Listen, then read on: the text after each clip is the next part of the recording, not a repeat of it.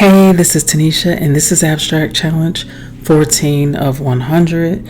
The goal of this challenge is to make 100 abstract paintings using different techniques, which will help me to continue to grow as an artist, because I feel like no matter where we are in our art journey, there's always room to learn and grow.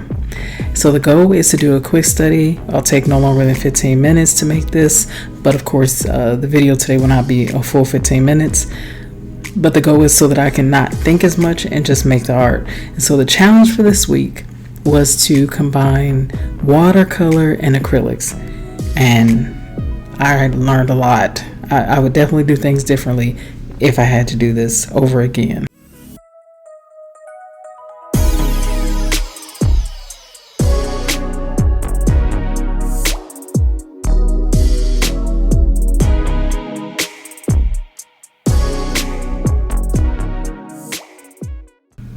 So in this painting, I am using Marie's watercolors, and they're pretty vibrant. I really like them. I haven't used it a lot. I typically use a different type of watercolor, but this time I decided to use Marie's because I had picked up some at my art store. And for acrylics, I am using the Art Deco, I believe. I'll definitely list what I'm using in the comments. And so let's get into what I learned about this challenge. So I'll be honest, I kind of freaked out when I started working on this, because I realized I started with watercolor and I probably should have started with the acrylic. So that was a lessons learned. What ended up happening is, and this is not really a bad thing, I mean, that's the goal of the experimenting, but here I'm putting acrylic on, and what started to happen was it was blending. So there was two issues here. One, when you're doing this in 15 minutes, there really isn't enough time to do a lot of drying or allowing the artwork to dry. So my colors started to blend together. So that became an issue with the watercolor and the acrylic. So the watercolor was getting reactivated from the wetness of the acrylic, and so it was blending. Now in the end, it really turned out to be fine. Or it really turned out to be fine, I should say. But I definitely would have done this in a different order, or I would have taken the time to dry the painting first before I added more layers.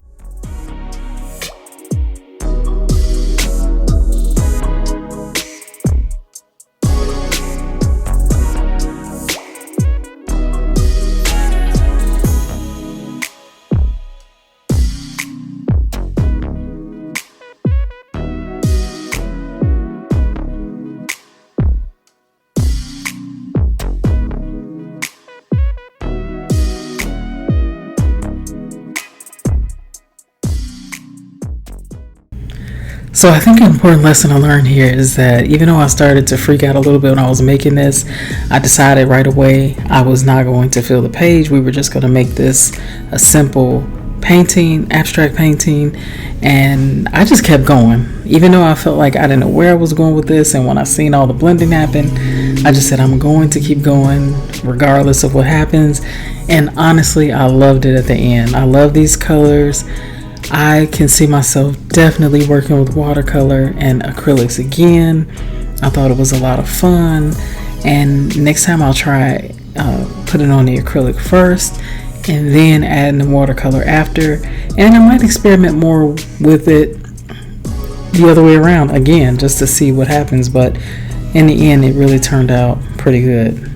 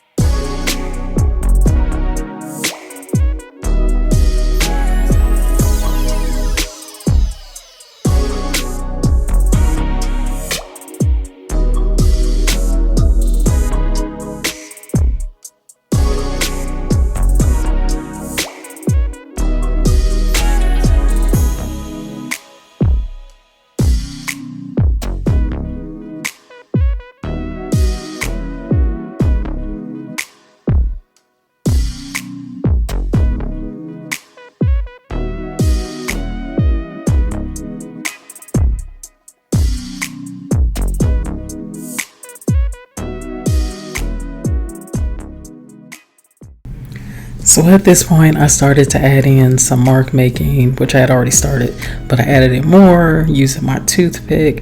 Actually, I don't know what this is called, but I love it because it has a flat bottom. So I love using it to make dots. Once I add in white, I feel like it was starting to make this pop. I really started to get into it at this point, and I felt relieved because it actually doesn't look as horrible as I thought it was going to look at first. So I mean, this is what I've got done in 15 minutes, and it's not too bad. I really had a lot of fun with this, especially once I started using the colored pencils and adding in more color that way. It was just a lot of fun.